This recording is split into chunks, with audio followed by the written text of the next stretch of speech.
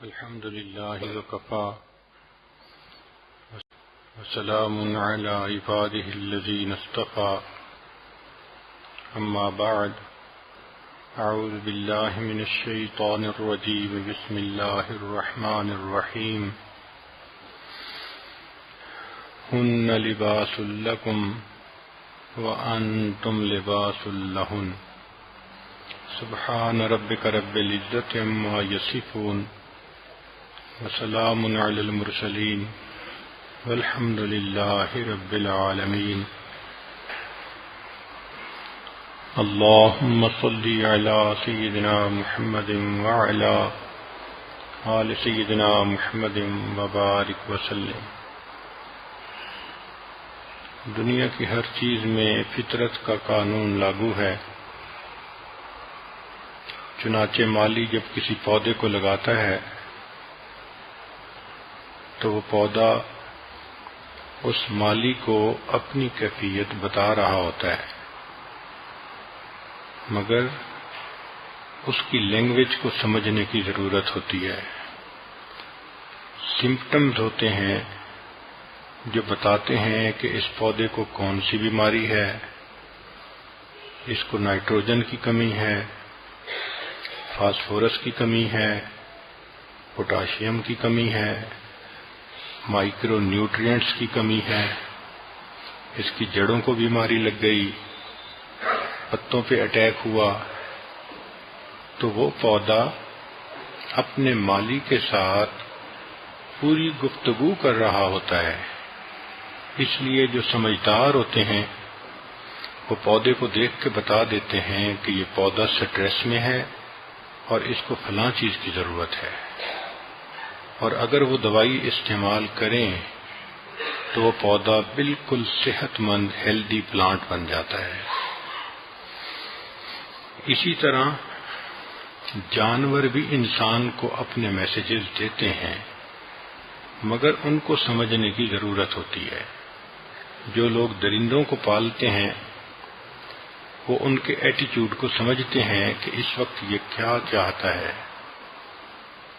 ہمیں اس کا تجربہ اس طرح ہوا کہ ایک مرتبہ ساؤتھ افریقہ میں سفر کر رہے تھے تو جو گاڑی چلانے والے ساتھی تھے کہنے لگے کہ حضرت ہمارے پاس 2 گھنٹے فارغ ہیں اور بالکل ہم ایک ایسی جگہ سے گزر رہے ہیں جہاں وائٹ لائن کو پریزرو کیا جا رہا ہے، بریڈ کیا جا رہا ہے، تو اگر آپ ٹائم دیں تو آپ کو میں لائن دکھاؤں۔ ہم نے کہا بہت اچھا۔ چنانچہ اس نے گاڑی موڑی اور ہم 2 منٹ میں اس لائن پارک کے اندر پہنچ گئے۔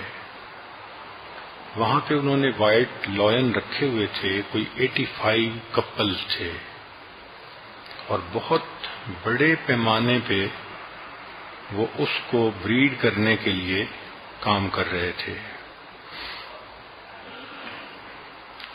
ان کے ہاں ایک ٹور ہوتا ہے وزٹرز کے لیے جس میں وہ اپنے لائنز دکھاتے ہیں۔ وہ قدرتاً اس وقت تیار تھا تو ہم بھی گاڑی میں بیٹھ گئے۔ کچھ وائٹ لوگ بھی بیٹھے ہوئے تھے۔ خیر جو ڈرائیور تھا وہ ایک انگریز تھا جس نے اپنی زندگی شیروں کے بریڈ کرنے میں لگا دی تھی۔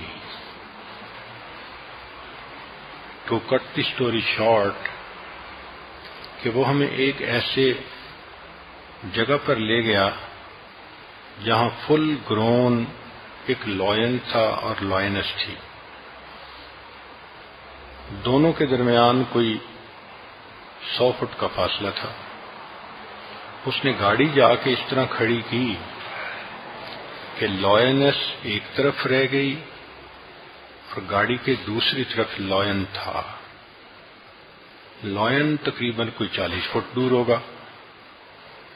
وہاں جا کے اس نے گاڑی بند کر دی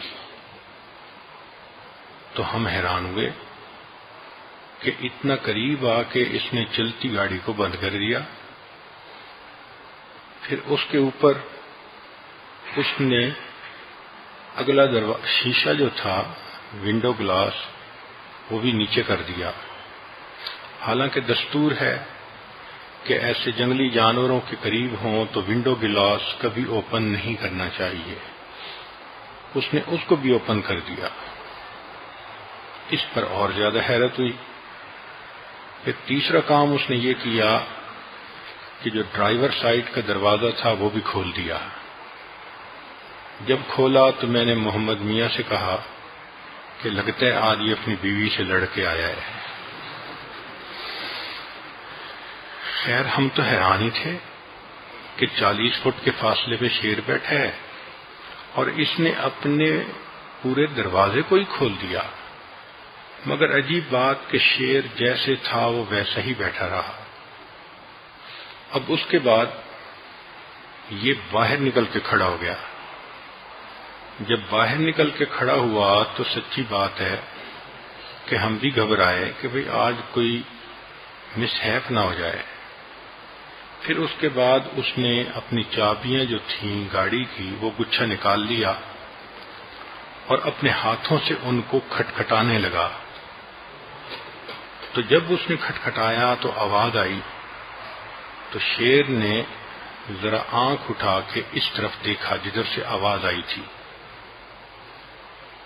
پھر اس نے جب دوسری دفعہ کھٹکھٹایا تو شیر نے ہلکی سی آواز نکالی. اس پر یہ آدمی گاڑی میں بیٹھ گیا, شیشہ بھی بند کر لیا, گاڑی بھی سٹارٹ کر لی. کہنے لگا کہ میں آپ کے سامنے یہ بتانا چاہتا تھا کہ شیر کا ایک ایپٹیچیوڈ ہے, بیہیویئر ہے, اس کا ایک رد عمل ہوتا ہے. میں نے جا کے گاڑی کھڑی کی, شیر کو کوئی تھریٹ فیل نہیں ہوئی, وہ بیٹھا رہا. میں نے شیشہ اتارا, وہ بیٹھا رہا. میں نے دروازہ کھولا, وہ بیٹھا رہا. حتیٰ کہ میں نے باہر نکل کر چابی کھٹکھٹائی تو ہلکی سی آواز آئی تو اس نے فیل کیا کہ some thing is bothering me. تو اس نے اس وقت ادھر رخ کر کے دیکھا اور ہلکی سی آواز دی. اس آواز کا مطلب یہ تھا کہ ڈونٹ ڈسٹرب. اب اگر اس کے بعد دوبارہ میں کرتا تو شیر میری طرف متوجہ ہوتا اور حملہ ہی کر دیتا. تو میں چونکہ اس کی عادت کو سمجھتا ہوں اس لیے میں نے اس ریڈ زون سے پہلے گاڑی میں بیٹھ کے دروازہ بند کر لیا. یہاں تک تو ایک اچھی انفارمیشن تھی جو اس نے دے دی. پھر وہ کہنے لگا کہ دیکھیں میں نے یہ جو کچھ کیا یہ لائن کے ساتھ کیا ہے, تو اس کے اپنا ایک پروٹوکول ہوتا ہے. میں نے لائنس کے ساتھ ایسا نہیں کیا. ہم نے پوچھا کیوں؟ کہنے لگا کہ اس کا بیہیویئر انپریڈکٹیبل ہوتا ہے. یو نیور نو کہ وہ کیسے آگے ریئیکٹ کرے گی. جب اس نے یہ کہا تو جو وائٹ کپل بیٹھا ہوا تھا اس میں خامن نے اونچی آواز سے کہہ دیا کہ ویمنز آر انپریڈکٹیبل. بس یہ کہنا تھا کہ بیوی تو پھر شروع ہو گئی. تو ساری بات کا لب لباب یہ تھا کہ جانور بھی انسان کو میسیجز دیتے ہیں مگر سمجھنے والا بندہ ہونا چاہیے. عام آدمی تو ان باتوں کو نہیں سمجھ سکتا. تو جس طرح پودا میسیج دیتا ہے, جانور میسیجز دیتے ہیں, اسی طرح چھوٹا بچہ بھی میسیجز دیتا ہے مگر اس کے میسیجز اس کی ماں سمجھتی ہے. وہ اس کے ادھورے الفاظ سے, حرکتوں سے, باڈی لینگویج سے پہچان جاتی ہے یہ چاہتا کیا ہے. تو بچے کی لینگویج اس کی ماں سمجھتی ہے. اسی طرح میاں بیوی بھی ایک دوسرے کے ساتھ میسیجز کنوے کرتے ہیں مگر ان کو سمجھنے کی ضرورت ہوتی ہے. میاں بیوی کے معاملات میں گفتگو کے دو حصے ہیں. ایک حصہ ہوتا ہے روٹین لائف کا. اس میں عام طور پر یہ مشہور ہے کہ عورت کی زبان چلتی ہے, مرد کا ہاتھ چلتا ہے. چنانچہ عام گھر کے کام کاج, گفتگو, اس میں عورت کلیئر لفظوں میں بات کرے گی, بار بار بات کرے گی اور بولتی رہے گی۔ مرد کا ایٹیچیوڈ اس معاملے میں عام طور پر یہی ہوتا ہے کہ وہ آدھی سنتا ہے، آدھی نہیں سنتا اور ہوں ہاں کر دیتا ہے۔ اور کبھی کوئی کنفلکٹ کنڈیشن ہو جس میں مرد کی غلطی ہو تو پھر تو مرد بس چپ کر کے بیٹھ جاتا ہے، بت بن کے بیٹھ جاتا ہے، سنتا ہی رہتا ہے۔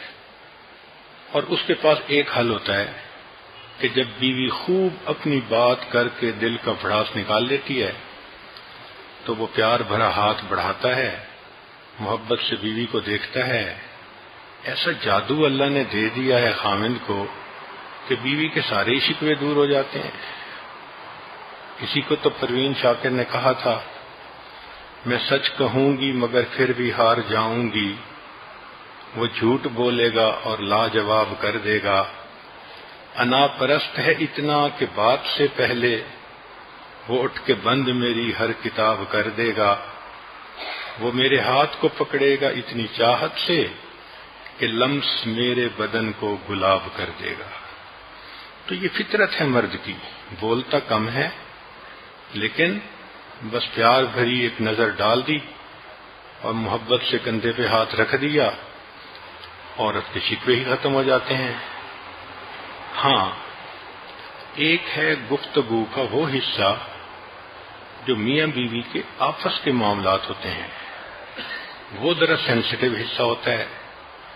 اس میں اللہ رب العزت نے عورت کو حیا دی ہے۔ شریعت نے کہا الحیاء شعبۃ من الایمان، اور یہ ایک اچھی صفت ہے اور یہ عورت کے حسن میں اضافے کا سبب بنتی ہے۔ چنانچہ عورت کی طبیعت میں حیا کی وجہ سے عورت اپنا مدعا کلیئر لفظوں میں نہیں کہہ پاتی، پھر طبیعت کے اندر جھجک بھی ہوتی ہے۔ اور ہمارے حساب سے اس میں تیسری چیز کچھ ناز بھی ہوتا ہے کہ عورت یہ سوچتی ہے کہ خامد کا ذمہ داری ہے کہ وہ پیار سے دیکھے، پیار کرے، ہمیں زبان سے کہنا کیوں پڑے، کہہ کے اگر پیار لیا تو کیا لیا۔ تو کچھ ناز کا بھی مسئلہ ہوتا ہے۔ لہذا عورت اگر مرد کو میسج پاس بھی کرتی ہے تو اشارے کنائے میں کرتی ہے، الفاظوں میں لپٹا ہوا ہوتا ہے میسج۔ اب مرد یہ غلطی کرتا ہے کہ وہ اس کو ٹرانسلیٹ نہیں کرتا، وہ یہ سمجھنے کی کوشش نہیں کرتا کہ یہ چاہتی کیا ہے۔ چنانچہ بیوی چاہے گی کہ مرد مجھے اپنے قریب کرے تو آپ دیکھیں گے کہ وہ خوشی کا اظہار کرے گی، اچھی ڈش بنائی ہوگی، بہترین کپڑے پہنے ہوئے ہوں گے، مسکرا کے خاوند کا استقبال کرے گی۔ اب یہ سب علامات کنفرم کر رہی ہیں کہ یہ خاوند سے خصوصی وقت چاہتی ہے۔ مرد اس چیز کو اگنور کر دیتا ہے اور یہ چیز پھر ہارٹ برننگ کا سبب ہوتی ہے۔ چنانچہ مرد ہمیشہ دو لفظوں میں بات سمیٹے گا، عورت لمبی باتیں کرے گی۔ حدیث پاک سے بھی یہی ثابت ہوتا ہے۔ سیدہ عائشہ صدیقہ رضی اللہ تعالی عنہ، ان کی طبیعت میں کسی وقت تھوڑا ناراضگی کے آثار ہوتے تو نبی علیہ السلام فرماتے تھے اے منی سی عائشہ۔ تو اب یہ اسپیشل ایک لفظ تھا، کوڈ ورڈ تھا جو بتا دیتا تھا کہ اس وقت خامن محبت بھری کیفیت سے کلام کر رہے ہیں۔ چنانچہ منی سی عائشہ کے الفاظ عائشہ صدیقہ عنہا کے دل پر ایسا اثر کرتے تھے کہ وہ ساری طبیعت میں انشراح آ جاتا تھا۔ چنانچہ حدیث پاک سے بھی ثابت ہوتا ہے کہ عورتوں کی گفتگو ہمیشہ الفاظ کے جامع میں چھپی ہوئی ہوتی ہے، اس کو ٹرانسلیٹ کرنا پڑتا ہے۔ چنانچہ بخاری شریف کی ایک روایت ہے جس کو حدیث ام زرع کہتے ہیں، اور یہ باب حسن المعاشرہ مع اہل کے اندر روایت کی گئی ہے۔ سیدہ صدیقہ رضی اللہ تعالی عنہا کو نبی علیہ الصلوۃ والسلام نے ایک مرتبہ 11 عورتوں کا قصہ سنایا۔ یہ مشہور حدیث مبارکہ ہے، اس پر مستقل کتابیں بھی لکھی گئیں اور محدثین نے اس میں خوب تفصیل سے کلام کیا ہے، مگر آج کی اس مجلس کے متعلق چونکہ اس میں سبق ہیں، اس لیے یہ عاجز مختصر الفاظ میں اس حدیث پاک سے کچھ باتیں کہے گا۔ ذرا غور کیجئے کہ اللہ کے محبوب صلی اللہ علیہ وسلم اپنی بیوی کو سمجھانے کے لیے 11 عورتوں کا جو قصہ سنا رہے ہیں تو اس میں کوئی حکمت ہوگی۔ چنانچہ عائشہ صدیقہ رضی اللہ عنہا نے فرمایا کہ ایک جگہ پانی بھرنے کے لیے 11 عورتیں جمع ہوئیں اور انہوں نے آپس میں یہ بات طے کر لی کہ آج ہر عورت اپنے خاوند کے بارے میں صاف صاف لفظوں میں سب کچھ بتائے گی۔ چنانچہ اس میں سے پہلی عورت کہنے لگی کہ میرا خاوند لاغر اونٹ کا گوشت ہے جو پہاڑ کی چوٹی پر رکھا ہوا، نہ چڑھنے کا راستہ آسان، نہ ہی گوشت عمدہ اور موٹا کہ لانے کی زحمت کوئی گوارا کرے۔ اب ان الفاظ سے خاک سمجھ نہیں آتی کہ کیا اس نے کہا، لیکن وہ اپنا میسج دے گئی۔ لاغر اونٹ کی مثال، پھر گوشت کی پہاڑ کی چوٹی پہ رکھا ہوا، چڑھنا بھی آسان نہیں، گوشت لانا بھی آسان نہیں، تو اصل میں اس کا جو خاوند تھا وہ امپوٹنٹ تھا، تو اس نے اس کو لاغر گوشت کی مثال دی، اونٹ کی مثال دی، اور پھر بیوی کے قریب بھی نہیں آتا تھا تو پہاڑ پہ رکھا ہوا گوشت تھا کہ اس کے پاس پہنچنا ہی مشکل تھا۔ اب حقیقت حال دیکھیں کیا ہے اور عورت کا انداز بیان کیا ہے، تو صاف پتہ چلتا ہے کہ الفاظ کے اندر اس نے اپنا میسج دے دیا۔ دوسری عورت نے کہا کہ میں شوہر کی باتیں نہ پھیلاؤں گی، مجھے ڈر ہے کہ چھوڑ نہ دے، اور اگر میں تذکرہ کروں گی تو چھپے ہوئے عیبوں سے پردہ ہی اٹھاؤں گی۔ اس کو کہتے ہیں کچھ بھی نہ کہا، کچھ کہہ بھی گئے، کچھ کہتے کہتے رہ بھی گئے۔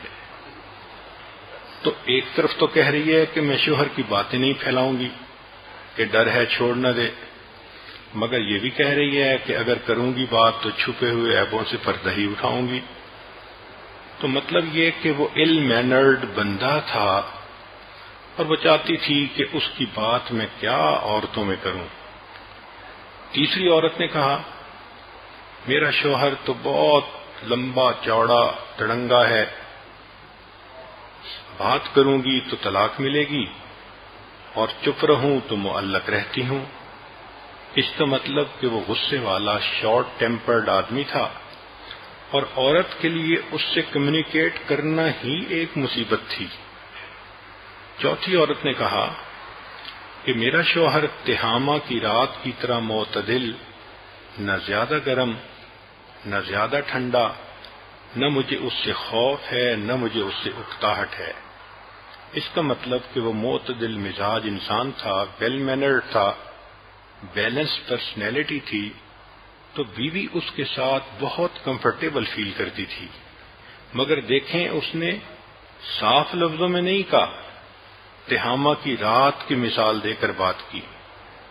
پانچویں نے کہا کہ میرا شوہر گھر کے اندر چیتے کی مانند ہوتا ہے اور باہر شیر کی مانند ہوتا ہے، گھر میں جو کچھ ہو اس کے بارے میں باز پرس نہیں کرتا۔ تو چیتا ایک شائی اینیمل ہے، تو خامد گھر میں آتا تھا تو طبیعت کے اندر شائنس تھی، تو وہ عورت کے اوپر اتنی روک ٹوک نہیں کرتا تھا، گھر کے معاملات میں عورت کو انڈیپینڈنس دیتا تھا۔ البتہ جب باہر نکلتا تھا تو پھر شیر کی طرح ہوتا تھا۔ اس کا مطلب یہ کہ یہ عورت کا خامد کریم تھا، اچھے بیہیویئر والا تھا، اور باہر سوسائٹی میں اس کی ایک ریسپیکٹ تھی اور لوگ اس کو اپنا بڑا سمجھتے تھے، اس لیے لائن کی مثال دی۔ چھٹی عورت نے کہا کہ میرا شوہر تو کھانا چٹ کر جاتا ہے، پانی ختم کر دیتا ہے۔ لیٹتا ہے تو منہ لپیٹ کر اور ساتھ والوں کا حال ہی نہیں پوچھتا۔ وہ مشہور مقولہ ہے کہ کھاؤ ڈٹ کے، جو ڈٹ کے کھائے گا وہ جم کے سوئے گا۔ تو صاف ظاہر ہے کہ وہ بہت اوور ایٹ کرتا تھا، اور جو شخص اتنا زیادہ کھائے تو وہ نیند اتنی غالب ہوتی ہے کہ اسے پاس والے کا احساس ہی نہیں ہوتا۔ ساتویں عورت نے کہا کہ میرا شوہر گمراہ ہے یا عاجز، سینے سے دبانے والا، تمام دنیا کے عیب موجود، سر پھوڑے یا زخمی کرے، دونوں کام اس کے لیے آسان۔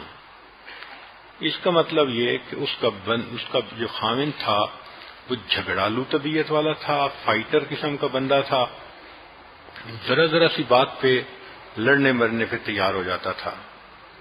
آٹھویں عورت نے کہا کہ میرا شوہر خرگوش کو چھونے کی طرح نرم ہے اور زرنب گھاس کی طرح خوشبودار ہے۔ اب اس نے خاوند کو دیکھو کس طرح ڈسکرائب کیا کہ خرگوش چھونے کی طرح نرم ہے اور زرنب گھاس کی طرح خوشبودار ہے۔ اس کا مطلب یہ کہ اس کا خاوند گڈ لکنگ بھی ہوگا، سافٹ ہارٹڈ بھی ہوگا اور اٹریکٹیو بھی ہوگا۔ جادو ہے صنم تیری آنکھوں میں، خوشبو ہے پیا تیری سانسوں میں۔ اب اس نے پوری صورتحال کو ایک نرم پیارے خرگوش کے ساتھ مثال دے کر سمجھایا۔ نویں عورت نے کہا کہ میرا شوہر تو اونچے ستونوں والا، لمبی نیام والا، بہت سخی، اس کا گھر دار المشورہ، یوں لگتا ہے کہ اس کا خاوند کوئی سوشلی ایکٹیو انسان تھا جس کے گھر پر لوگ آتے تھے اور آپس کے معاملات طے ہوتے تھے، سلو ہوتی تھی، ڈسکشنز ہوتی تھیں۔ تو اس نے اپنے خاوند کو اس طرح سے ڈسکرائب کیا۔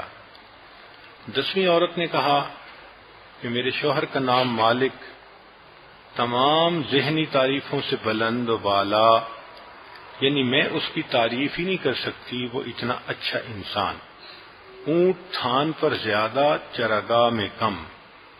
اس کا مطلب یہ کہ فیلڈ میں جانور تھوڑے ہوتے ہیں اور گھر میں جو قربانی کے لیے بندھے ہوتے ہیں وہ زیادہ ہوتے ہیں، اور قربانی کے لیے جو بندھے ہوتے ہیں وہ اس لیے کہ مہمانوں کی آمد و رفت زیادہ ہوتی ہے۔ تو باجے کی آواز سن کر اونٹ ذبح ہونے کے لیے تیار ہو جاتے ہیں، یعنی ان کے ہاں دستور تھا کہ جب مہمان آتا تھا تو ایک باجے کی آواز وہ بجا دیتے تھے، تو جو لوگ تھے ان کو پتہ ہوتا تھا کہ اب جانور کو ذبح کیا جائے گا، تو وہ قریب آتے تھے۔ یہ خاوند ویل بیہیوڈ تھا اور یہ گڈ ہوسٹ تھا، مہمان نواز انسان تھا، اللہ نے دسترخوان بڑھا دیا تھا۔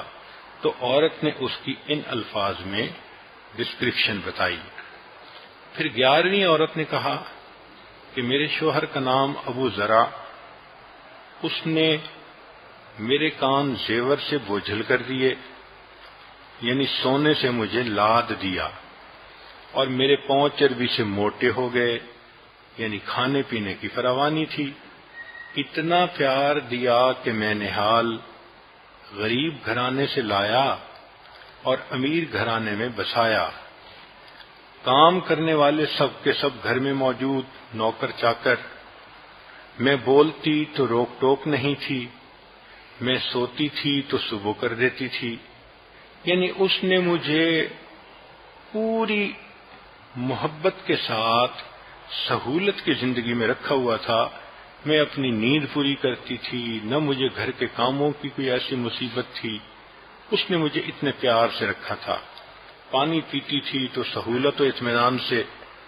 پھر جو اس کے دوسرے گھر والے تھے وہ بھی اچھے تھے، چنانچہ ابو ذرا کی ماں بہت خوبیوں والی، گھر کشادہ، توشہ دان بھرا رہتا تھا، یعنی گھر میں کھانے پینے کا را میٹیریل خوب ہوتا تھا۔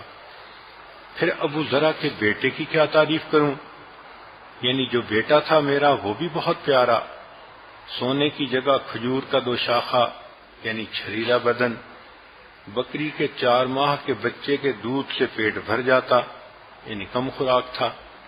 ابو ذرا کی بیٹی کی خوبیاں کیا گنواؤں؟ باپ کی فرما بردار، صحت مند کہ چادر اس کے جسم سے بھر جائے، اپنی سوکن کے لیے حسد اور غصے کا باعث، یعنی وہ خوبصورت بھی تھی اور خوبصیرت بھی تھی۔ اللہ رب العزت نے ان کو اتنی اچھی بیٹی دی تھی۔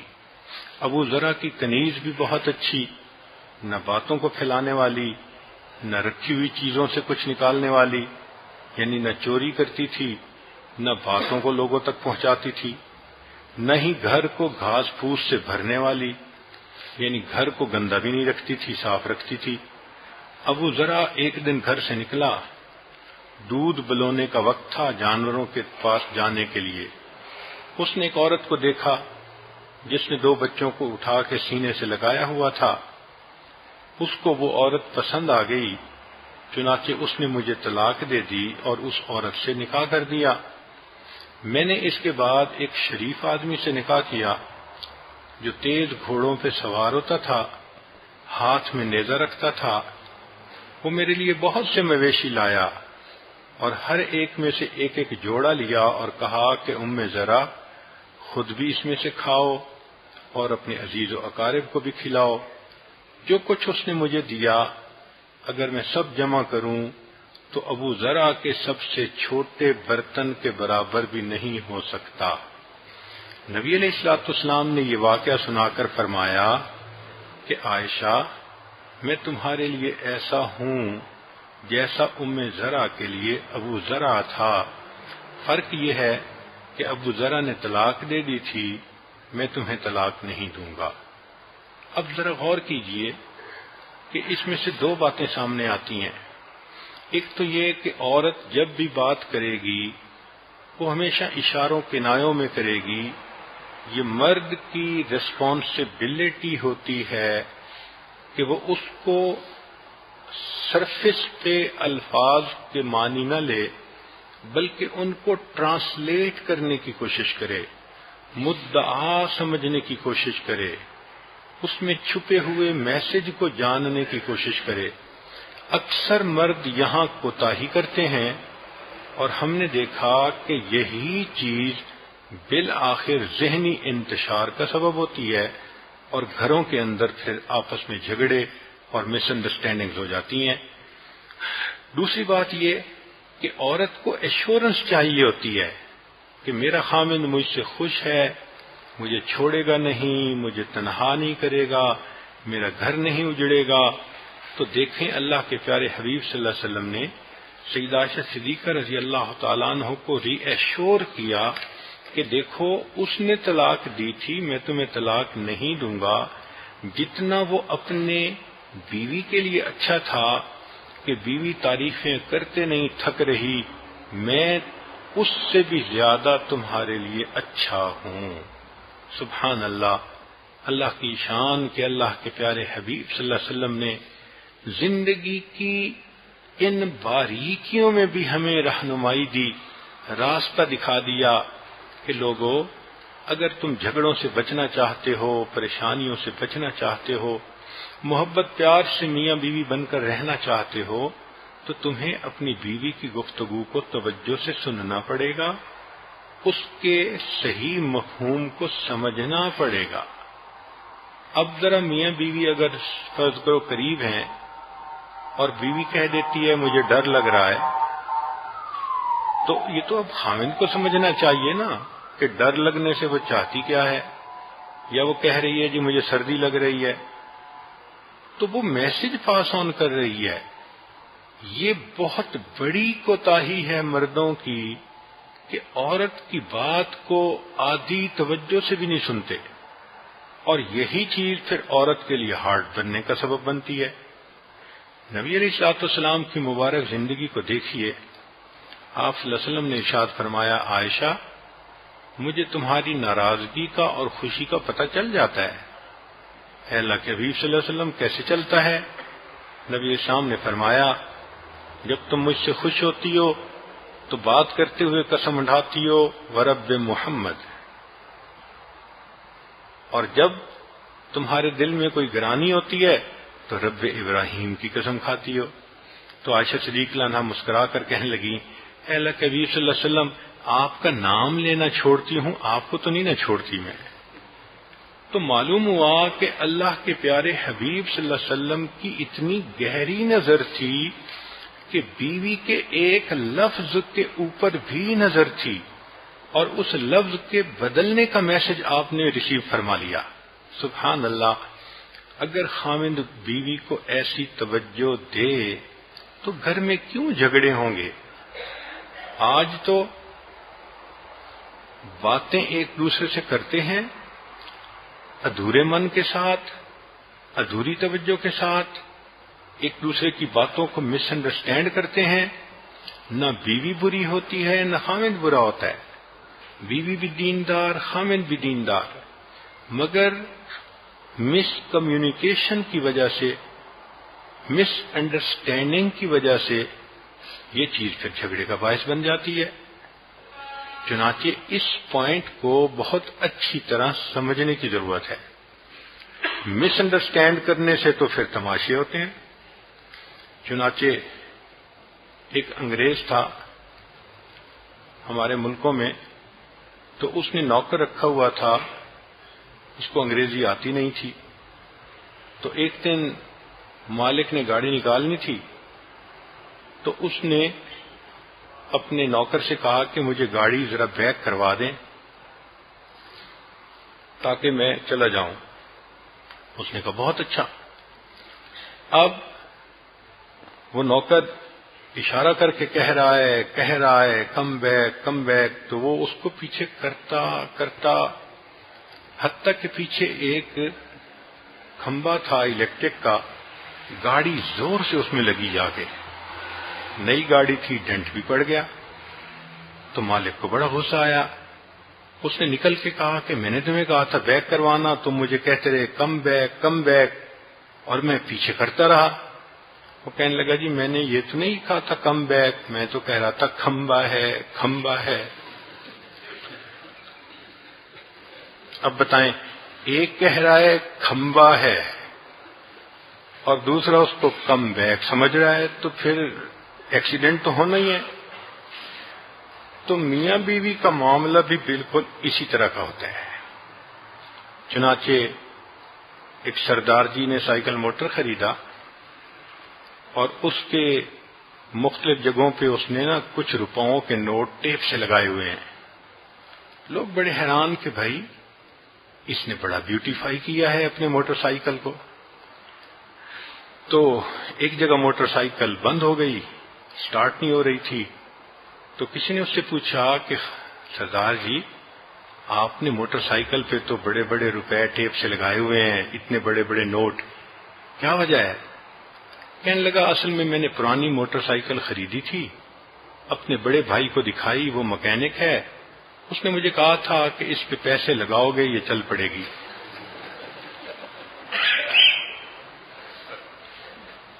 اب بھائی کے کہنے کا مقصد کیا تھا، اور اس نے پیسے اس کی باڈی کے اوپر لگا دیے، تو مس انڈرسٹینڈنگ ہو گئی نا۔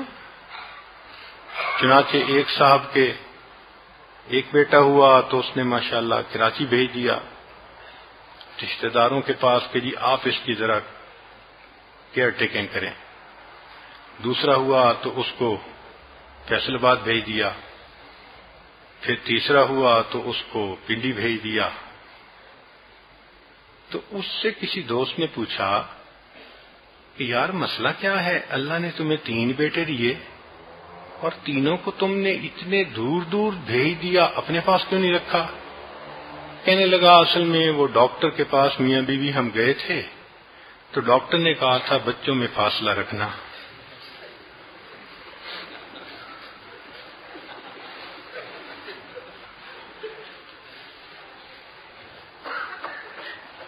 تو یہ مس انڈرسٹینڈنگز یہ انسان کے لیے جھگڑے کا سبب بنتی ہیں، مصیبت بن جاتی ہیں۔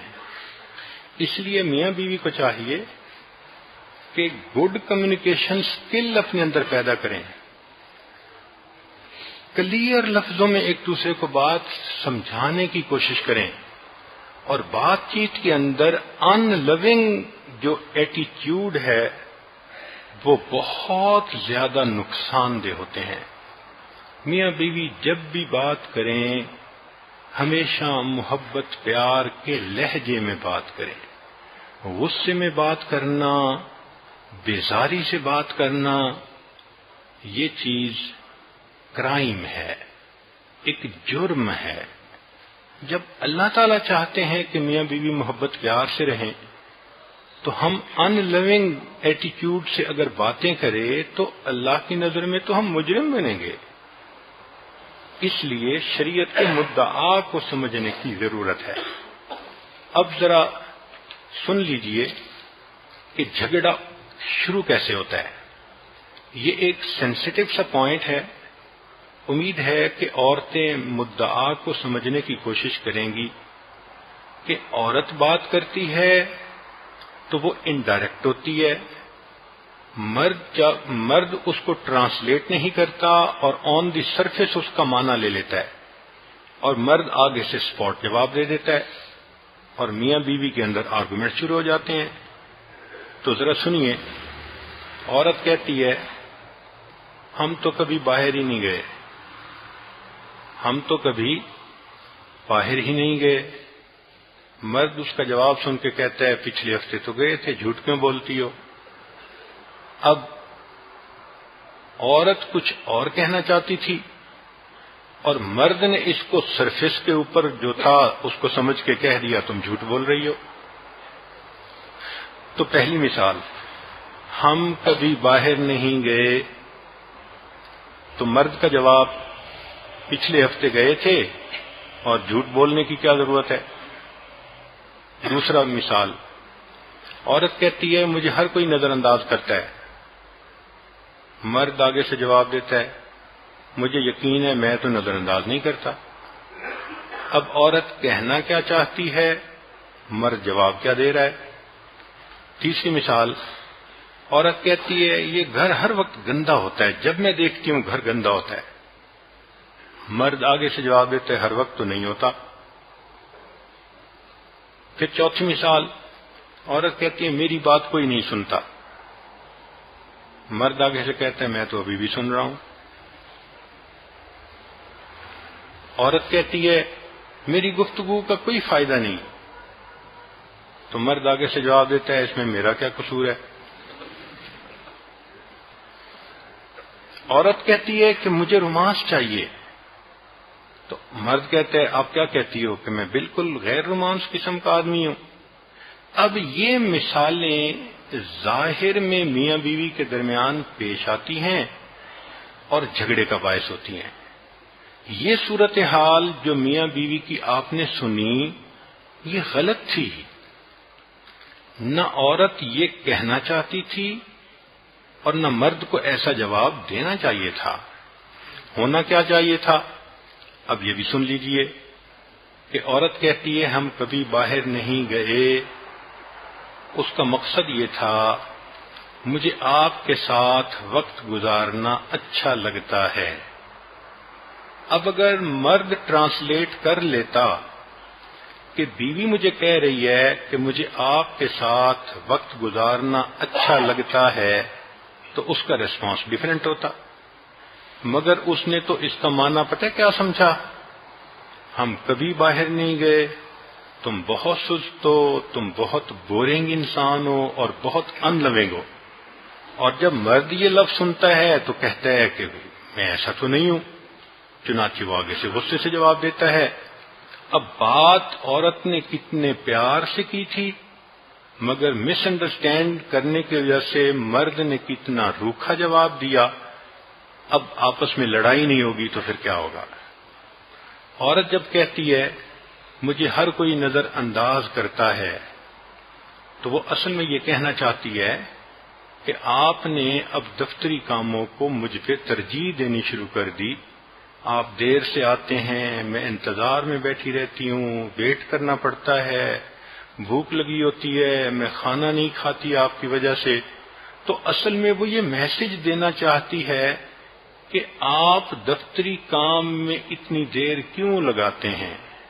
مگر کہہ کیا رہی ہے مجھے ہر کوئی نظر انداز کرتا ہے، اور خاوند اس کو سمجھتا پتہ کیا ہے کہ تمہیں شرم آنی چاہیے لیٹ آنے کے اوپر۔ اب جب خاوند سمجھتا ہے کہ یہ مجھے کہہ رہی ہے تمہیں شرم آنی چاہیے لیٹ آنے کے اوپر، تو وہ کہتے ہیں کہ میں کام کی وجہ سے لیٹ ہوا، تمہیں کیا مصیبت ہے؟ جھگڑا بن گیا۔ عورت نے جب یہ کہا کہ جب میں دیکھتی ہوں یہ گھر مجھے گندا نظر آتا ہے، تو اصل میں عورت یہ کہنا چاہتی ہے کہ مجھے بہت زیادہ کام لگ رہا ہے گھر کی صفائی کا، کیا صفائی میں آپ میری مدد کر سکتے ہیں کہ ہم مل کے گھر کو صاف کر لیں؟ تو آسان طریقہ تھا کہ مرد کہے ہاں ہاں میں بھی آپ کے ساتھ مل جاتا ہوں، مل کے کام کر لیں گے۔ مگر اس کا سرفس میں جو مرد مانا لیتا ہے کہ یہ گھر ہر وقت گندا رہتا ہے، کہ بیوی کہہ رہی ہے تم گندے ہو، مجھے تمہارے ساتھ رہنا اچھا ہی نہیں لگتا، تو صاف ظاہر ہے کہ مرد روکھا جواب دے گا اور پھر اس کی وجہ سے لڑائی ہوگی۔ جب عورت کہتی ہے کہ میری بات کوئی نہیں سنتا، تو اصل میں وہ کہنا چاہتی ہے کہ مجھے آپ کی خصوصی توجہ چاہیے۔ مردوں کا یہ مسئلہ ہے کہ وہ 5% بھی توجہ سے بات سن رہے ہوں تو وہ سمجھتے ہیں ہم بات سن رہے ہیں، اور عورت کا مسئلہ یہ ہے کہ وہ مرد کی 100% اٹینشن چاہ رہی ہوتی ہے اس وقت میں۔ ہمیں خود اس کا تجربہ ہوا۔ ابتدائی دنوں میں کتابیں پڑھنے کی عادت تو شروع سے ہی تھی، رات کو سونے سے پہلے بھی کتابیں پڑھ کے سوتے تھے، اٹھتے تھے تو کتابیں پڑھتے تھے۔ تو ہمیں شروع میں اس بات کا اتنا اندازہ نہیں تھا، بیوی بات کرتی تھی تو ہم بھی ادھوری توجہ سے سن لیتے تھے۔ مگر ایک دن بیوی نے آرام سے بیٹھ کے بات کی، کہنے لگی دیکھیں بعض بزرگوں کی 4 شادیاں بھی ہوئی ہیں، مگر ان کی بیوی کی ہوتی تھیں 3 سوکنیں۔ میں نے کہا پھر؟ کہنے لگی کتابوں کو دیکھ کے کہ میری تو یہ ہیں 10,000 سوکنیں۔ میں نے پوچھا کیا مطلب؟ کہنے لگے آپ نے کوئی ایسی بیوی دیکھی ہے جس کی 10,000 سوکنیں ہو؟ میں نے کہا نہیں۔ کہنے لگی جب آپ کتاب پڑھ رہے ہوتے ہیں حدیث پاک کی یا بزرگوں کی، اتنا ڈوب کے پڑھ رہے ہوتے ہیں، میں آتی بھی ہوں بیٹھتی بھی ہوں تو آپ ادھوری بات سنتے ہیں، کتاب میں مگن رہتے ہیں، مجھے فیل ہوتا ہے کہ آپ پیار محبت سے مجھ کو وہ ٹائم نہیں دیتے اس وقت۔ اب میں نے جب اس کی بات سنی تو میں نے ریئلائز کیا کہ بات تو 100% ٹھیک ہے اس کی، کہ اتنا کنسنٹریشن سے کئی مرتبہ بندہ پڑھ رہا ہوتا ہے کہ اس کو تو ارد گرد کی خبر نہیں ہوتی کہ کون آیا کمرے میں اور کون گیا۔ مگر بیوی کسی وقت خاوند کے پاس بیٹھنا چاہتی ہے، بات کرنا چاہتی ہے، اس کی اپنی اس وقت ضرورت ہوتی ہے، تو اس وقت ہمیں یہ بات سمجھ میں آئی، چنانچہ ہم نے اس گناہ سے توبہ کی، اور پھر اس کے بعد یہ ہم نے دستور بنا لیا کہ جب بھی بیوی پاس آئی کتاب کو لپیٹ کے سوکن کو ایک طرف کر دیا، اور پھر بیٹھ کے بیوی کو مسکرا کے دیکھا، توجہ سے بات سنی، 5 منٹ میں وہ نہال ہو کے اپنے کام میں واپس چلی جاتی ہے، اور ہم دوبارہ بیوی والی سوکن کے ساتھ وقت گزارتے ہیں۔ تو یہ تو خاوند کو سمجھنا چاہیے کہ مجھے ادھوری اٹینشن سے بات نہیں کرنی، بیوی ہے، زندگی کی ساتھی ہے، وہ میری فل اٹینشن چاہتی ہے۔ چنانچہ اگر اس بات کو بندہ سمجھ لے تو آپس کے جھگڑے ہی ختم ہو جائیں۔ عورت جب کہتی ہے کہ میری گفتگو کا کوئی فائدہ نہیں، تو وہ اصل میں کہنا چاہتی ہے کہ مجھے آپ سے باتیں نہیں چاہیے، مجھے آپ کا پیار چاہیے۔ اب مرد اس کا مطلب یہ سمجھتا ہے کہ تمہارا تو کوئی کام سیدھا ہے ہی نہیں، تو وہ الٹا ریئیکٹ کرتا ہے، ہارش گفتگو کرتا ہے، اور یہی چیز غصے کا باعث بنتی ہے۔ عورت جب کہتی ہے کہ مجھے آپ کے ساتھ محبت کا وقت چاہیے، تو وہ اصل میں کہہ رہی ہوتی ہے کہ آپ مصروف رہتے ہیں، میں آپ کو مس کرتی ہوں۔ تو صاف ظاہر ہے اس کا جواب تو سمپل ہے کہ وہ پیار چاہتی ہے تو اس کو پیار دیں، مگر مرد اس کا معنی یہ سمجھتا ہے کہ تم تو بے پرواہ ہو اور تمہیں ذرہ میرا خیال نہیں ہے۔ اب مرد اس پر سمجھتا ہے کہ کیوں میں خیال نہیں کرتا، میں تو گھر میں اتنی تنخواہ لا کے دیتا ہوں اور سارے کام کرتا ہوں۔ تو مرد اس کو مس انڈرسٹینڈ کر رہا ہوتا ہے، نتیجہ یہ ہوتا ہے کہ آپس میں جھگڑے ہوتے ہیں۔ تو اس معاملے میں مردوں کو امپروو کرنے کی ضرورت ہے کہ وہ عورت کی بات کو پہلے تو پوری توجہ کے ساتھ سنیں اور پھر اس کا مدعا سمجھنے کی کوشش کریں کہ وہ چاہتی کیا ہے۔ جو کفار مرد عورتیں ہوتے ہیں ان میں نہ حیا نہ شرم، اگر خامد 19 ہوتا ہے تو بیوی 20 ہوتی ہے، ایک سے بڑھ کے ایک بے حیا۔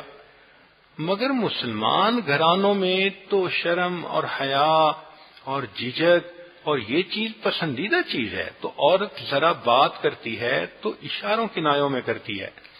تو یہ ایک پوائنٹ آج کی گفتگو میں سمجھنے کا ہے کہ مرد اور عورت ڈیفرنٹ لینگویجز بولتے ہیں۔ مرد سرفیس پہ اوپر الفاظ میں باتیں کر رہا ہوتا ہے اور عورت الفاظ کے جامے میں لپٹ کر اپنے جذبات پہنچا رہی ہوتی ہے۔ اب لینگویج کو ٹرانسلیٹ کر کے بیوی کا مدعا سمجھنا یہ مرد کی ذمہ داری ہوتی ہے۔ اگر ہم اپنے اس اسکل کو امپروو کر لیں تو مجھے نہیں لگتا کہ نیک میاں بیوی اس کے بعد پھر ایک دوسرے کے ساتھ جھگڑیں گے۔ ہاں ایک چیز اور بھی ہے کہ مرد اور عورت کی چونکہ شخصیتیں مختلف ہیں تو ان کا سٹریس ریسپانس بھی ڈیفرنٹ ہوتا ہے۔ چنانچہ مرد پہ جب کوئی غم آتا ہے، پریشانی آتی ہے، تو مرد اس وقت تنہائی پسند بن جاتا ہے۔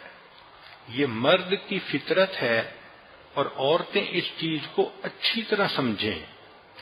کاروبار میں نقصان ہو جائے گا، کسی بندے کے ساتھ جھگڑا ہو جائے گا، یا کوئی کنٹینر پھنس گیا، یا کوئی اور پریشانی آ گئی، تو مرد کی پریشانی کی علامت یہ کہ مرد تنہائی پسند ہو جاتا ہے، مرد اس وقت خاموش ہو جاتا ہے، مرد اس وقت الگ رہنا چاہتا ہے۔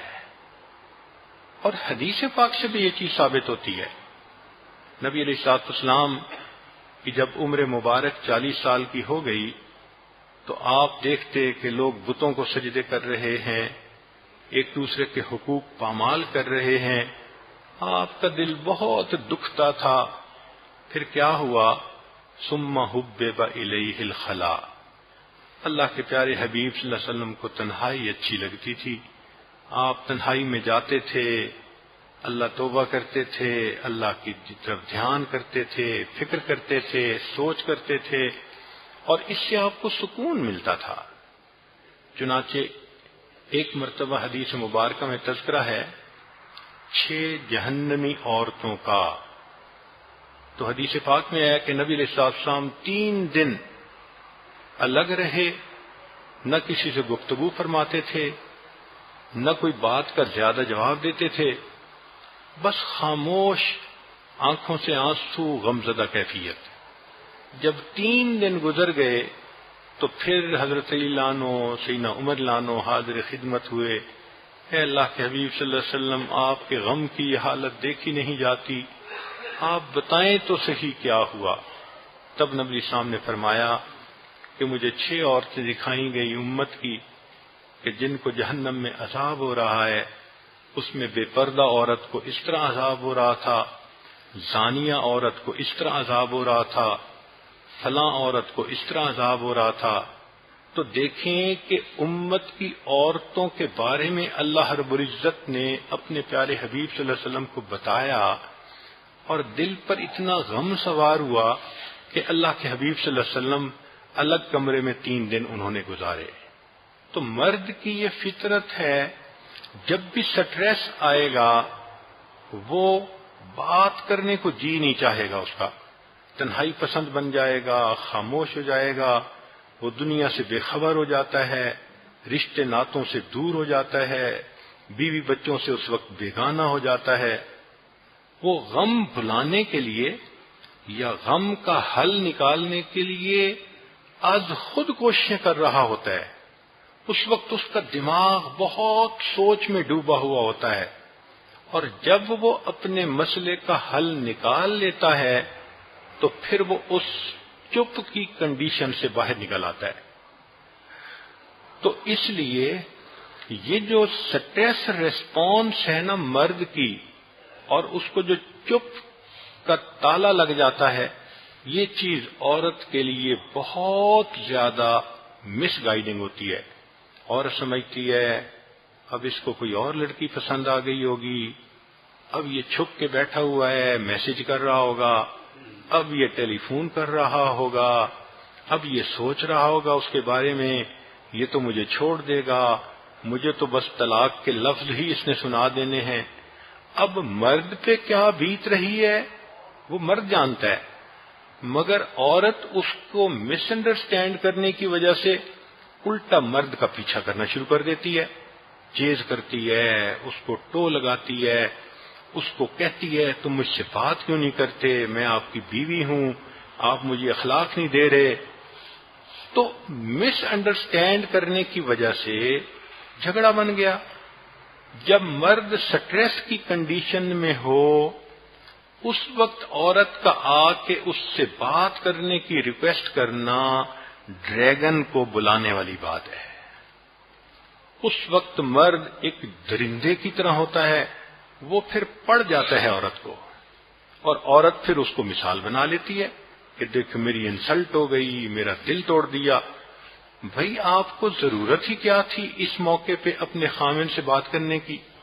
آپ اس چیز کو سمجھنے کی کوشش کریں کہ انسان ہے، نفع بھی ہے، نقصان بھی ہے، صحت بھی ہے، بیماری بھی ہے، اس میں انسان کے اوپر حالات کیفیات عدلتے بدلتے ہیں، تو کبھی سٹریس کنڈیشن بھی آ جاتی ہے۔ اس سٹریس میں مرد کا یہ ریسپانس ہوتا ہے۔ جب مرد اس طرح سے ریئیکٹ کر رہا ہے، آپ اس کے ساتھ پیار سے گفتگو کریں، اتنا پوچھیں آپ کو ضرورت ہے کسی چیز کی یا میری ضرورت ہے؟ اگر وہ کہے نہیں I am okay, I am fine, تو اس کے دو لفظ بتا دیں گے کہ اس وقت وہ کہتے ہیں کہ پلیز ڈونٹ ڈسٹرب، تو آپ ایک طرف ہو جائیں، ہاں 2 رکعت نفل پڑھ لیں، قرآن پاک پڑھ لیں، اللہ سے دعا مانگ لیں، اللہ میرے زندگی کے ساتھی کو کوئی پریشانی لاحق ہو گئی، میرے مولا میں دامن پھیلا کر بیٹھی ہوں، اس کی پریشانی کو دور کر دے، اس کی پریشانی مجھ سے نہیں دیکھی جاتی، اللہ آپ تو بندوں پر بہت مہربان ہیں، اللہ کوئی آسانیاں نکال دیجئے۔ آپ کی دعا اس خامند کے لیے ایک عجیب جو ہے وہ رحمتوں کا سبب بنے گی، اور آپ دیکھیں گی کہ اس کا سٹریس بہت جلدی ختم ہو جائے گا، اس کے دل کو سکون مل جائے گا۔ یہ بھی سن لیجئے کہ عورت کے اوپر بھی سٹریس آتا ہے، پریشانی آتی ہے، مگر عورت کی طبیعت ایسی ہے کہ جب یہ پریشان ہوگی تو یہ چپ نہیں لگے گا، اس کو یہ الٹا زیادہ بولنا شروع کر دے گی۔ یہ اپنی پریشانی کا تذکرہ خامن سے کرے گی، بچوں سے کرے گی، ماں سے کرے گی، بہن سے کرے گی، پڑوسن سے کرے گی، سہیلی سے کرے گی، تو ایسے لگتا ہے کہ اس وقت عورت کا تقریر کرنے کو دل چاہتا ہے۔ جب عورت بولتی بولتی تھکنے کا نام نہ لے، آپ سمجھ لیں کہ یہ سٹریس کنڈیشن میں ہے۔ تو سٹریس ریسپانس اس کا مختلف ہوتا ہے۔ کیوں باتیں کرتی ہے عورت؟ اس کی ریزن یہ ہے کہ عورت کو تبادلہ خیالات کرنے سے دل کو تسلی ہوتی ہے۔ اس کی دلیل حدیث پاک سے بھی ملتی ہے۔ سیدہ عائشہ صدیقہ رضی اللہ تعالیٰ عنہ کو جب پتہ چلا کہ میرے اوپر منافقین نے بہتان لگا دیا، تو انہوں نے فوراً نبی علیہ السلام سے اجازت مانگی کہ مجھے اجازت دیں میں اپنی امی کے گھر چلی جاؤں۔ اور جب وہ امی کے گھر گئیں تو انہوں نے جاتے ہی اپنی والدہ سے بات شیئر کی کہ یہاں تو یہ مسئلہ ہو گیا۔ والدہ نے تسلی دی، بیٹی تم خوبصورت ہو، اور جو خوبصورت عورتیں ہوتی ہیں ان کو اپنے سوکنوں کی طرف سے، لوگوں کی طرف سے یہ غم برداشت کرنے پڑتے ہیں۔ تو ماں کی بات سے ان کو تسلی ہو گئی، کیونکہ وہ اپنے ہارٹ کو اوپن کر چکی تھیں، اپنی بات ماں سے کر چکی تھیں۔ تو عورت پہ جب بھی سٹریس کنڈیشن آئے گی اس کا باتیں کرنے کو دل کرے گا۔ چنانچہ بات کرنے سے اس کا مقصد یہ نہیں ہوتا کہ اس نے کوئی حل نکالنا ہوتا ہے، بلکہ بات کرنے سے اس کا مقصد یہ ہوتا ہے کہ مجھے سن لو میں کیا کہنا چاہتی ہوں۔ مرد کو صرف اتنا کرنا پڑتا ہے کہ 10 منٹ دے کر اس کی گفتگو کو تسلی سے سن لے، عورت اپنے میاں سے بڑی خوش ہو جائے گی کہ میرا میاں مجھے انڈرسٹینڈ کرتا ہے، میری بات کو سنتا ہے۔ اب اس کام کے کرنے میں کیا رکاوٹ ہے بھائی؟ تو مردوں کے لیے یہ کوئی دستور نہیں کہ 2 لفظ بیوی کے سنیں اور تیسری بات پہ اس کو جھڑک دیں۔ انسان ہے، جیسے اس کو کھانے پینے کی ضرورت ہے ایسے محبت پیار کے بول کی بھی ضرورت ہے۔ چنانچہ اگر کسی وقت وہ ایسی بات کر رہی ہے، کرنا چاہتی ہے، تو اس وقت خاوند اپنی بیوی کو ٹائم دے، یہ شرعی حق ہوتا ہے بیوی کا۔ یہ بات ذہن میں رکھیں کہ اگر خاوند بیوی کو اس وقت ٹائم نہیں دے گا تو پھر اس کا حل کیا نکلے گا؟ وہ اپنی کسی سہیلی کو فون کرے گی، اور سہیلی اگر اتنی دیندار نہ ہوئی تو وہ اس کو کوئی الٹا مشورہ دے دے گی، یا ہو سکتا ہے کہ وہ اس وقت کسی ایسے بندے سے بات کرے کہ جو رشتہ دار ہو مگر مرد ہو، تو شیطان کو اور موقع مل جائے گا۔ مرد یہ بات نوٹ کریں کہ جتنی شادی شدہ عورتیں بدکار بنتی ہیں وہ عموماً سٹریس کنڈیشن میں مرد کے مس ہینڈل کرنے کی وجہ سے بنتی ہیں۔ ان کو سٹریس کی کنڈیشن ہوتی ہے، وہ پریشان ہوتی ہیں، مرد ٹائم نہیں دیتا، بات نہیں سنتا، وہ اپنا دل کھولنا چاہتی ہیں۔ جب بھی کسی غیر مرد کے سامنے ذرا سی بات کھلے گی اور اگلا بندہ محبت کے 2 بول بول دے گا، شیطان اس کو وہیں پر نتھی کر دے گا۔ تو سوچنے کی ضرورت ہے کہ مرد کی ذرا سی کوتاہی سے کبیرہ گناہ ہوتے ہیں، گھر اجڑ جاتے ہیں۔ اس لیے میاں بیوی دونوں ایک دوسرے کی سٹریس کنڈیشن کو سمجھنے کی کوشش کریں تاکہ اس سٹریس میں سے اس کو نکالنا، غم میں سے نکالنا، یہ ایک دوسرے کا شرعی حق ہوتا ہے۔ شریعت نے تو یہاں تک کہا کہ جو انسان کسی دوسرے مسلمان کے دل کو اچانک خوشی پہنچا دیتا ہے، اللہ اس کی پچھلی زندگی کے سب گناہوں کو معاف کر دیتا ہے۔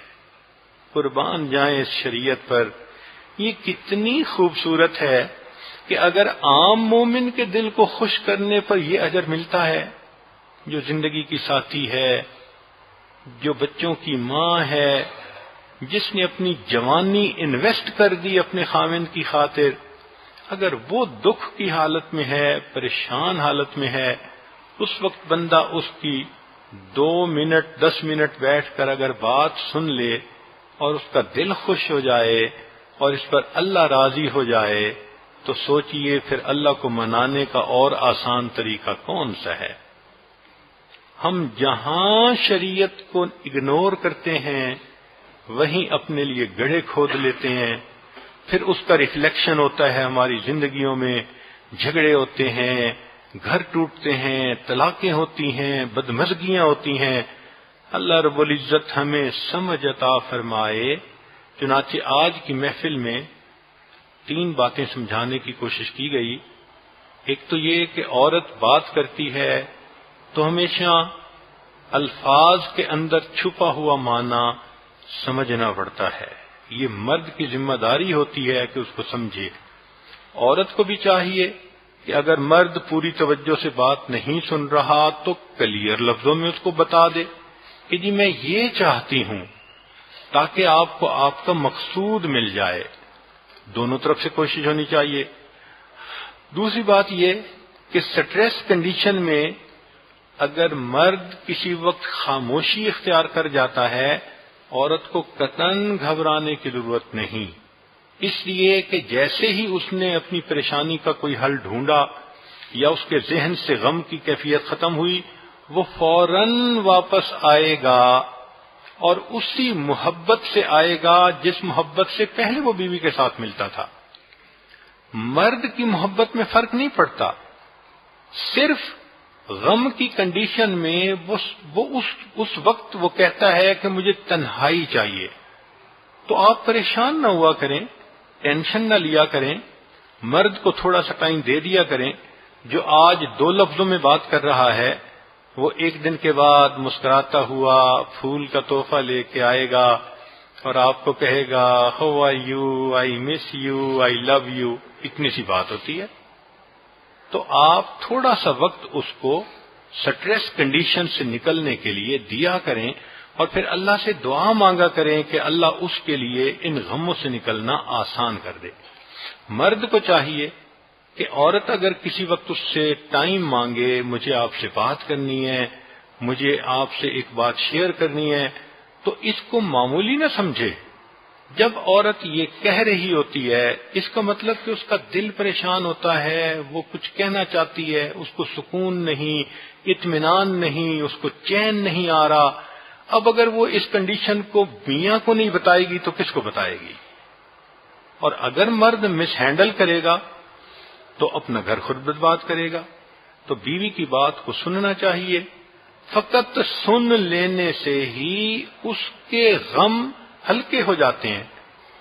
ضروری نہیں ہوتا کہ آپ بات سنیں تو کوئی حل بھی نکال کے دیں، صرف بات کا سن لینا۔ اس لیے خاوند کو ہمیشہ ایک اچھا لسنر بھی بننا چاہیے کہ وہ بات سن لے۔ ساری زندگی تو وہ بیچاری سنتی ہے، اگر پریشانی میں ہم نے اس کی سن لی تو کیا مسئلہ ہوا؟ تو مرد بات کو سنے، تسلی کے 2 بول بول دے، مٹھاس کے 2 بول بول دے، عورت کا دل خوش ہو جاتا ہے، اس پر اللہ رب العزت خوش ہو جاتے ہیں۔ چنانچہ یہ 3 باتیں اگر ہم سمجھ لیں تو ہم اپنے گھر کی صورتحال میں جھگڑے کی کنڈیشن پیدا نہیں ہونے دیں گے۔ اللہ تعالیٰ ان جھگڑوں سے ہمیں نجات عطا فرمائے، محبت سکون کی زندگی نصیب فرمائے اور ہمیں اپنی زندگی اپنی رضا کے مطابق گزارنے کی توفیق عطا فرمائے۔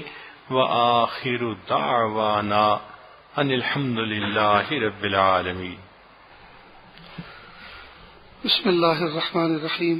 اللهم صل على سيدنا محمد وعلى آل سيدنا محمد وبارك وسلم۔ لا أحصي ثناء عليك أنت كما أثنيت على نفسك رب اغفر وارحم وأنت خير الراحمين۔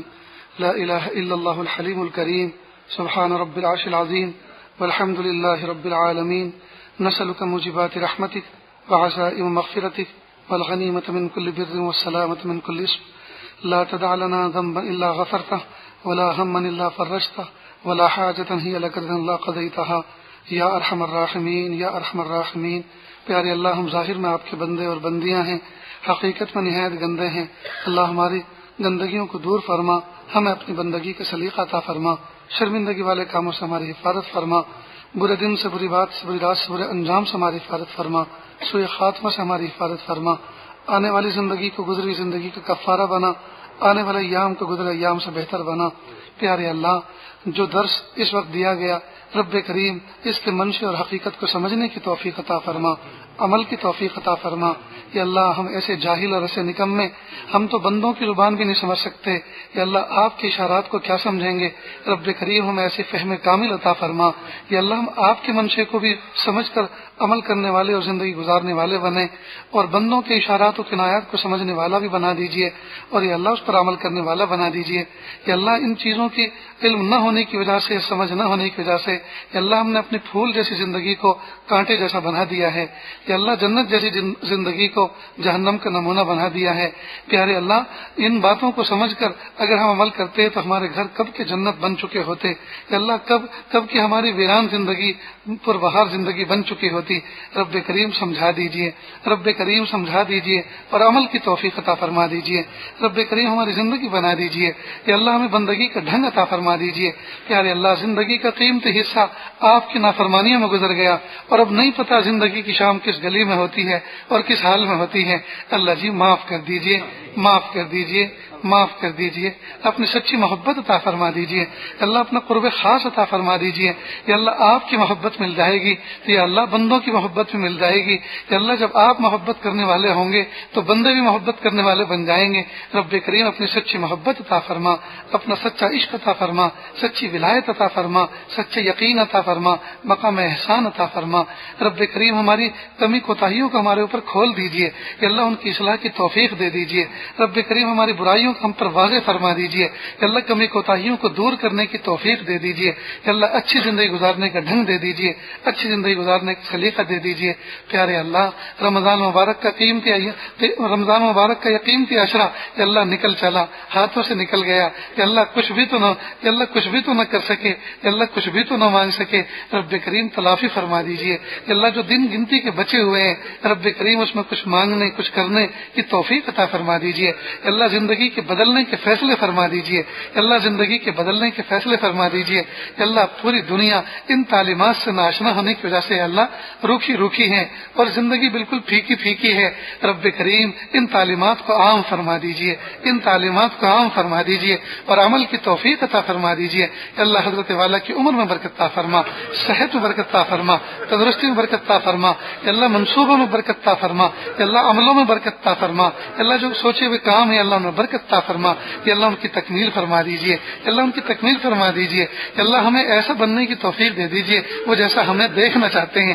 رب کریم ہماری ایسی تربیت فرما دیجئے جیسی وہ فرمانا چاہتے ہیں۔ پیارے اللہ، بگڑے ہوئے ہیں سدھار دیجئے، بگڑے ہوئے ہیں سدھار دیجئے، بکھرے ہوئے ہیں جمع فرما دیجئے، منتشر ہیں بکھرے ہوئے ہیں اللہ جمع فرما دیجئے، رحمت کا معاملہ فرما دیجئے، عافیت کا معاملہ فرما دیجئے۔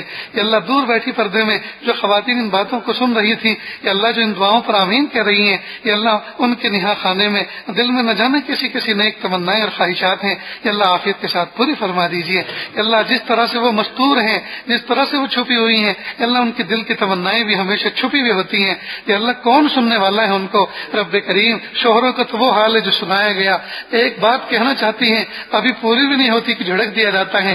رب کریم دل کی تمناؤں کو آپ پورا فرما دیجئے، دل کی نئی خواہشات کو آپ پورا فرما دیجئے، کہ اللہ اچھی زندگی گزارنے کی توفیق دے دیجئے۔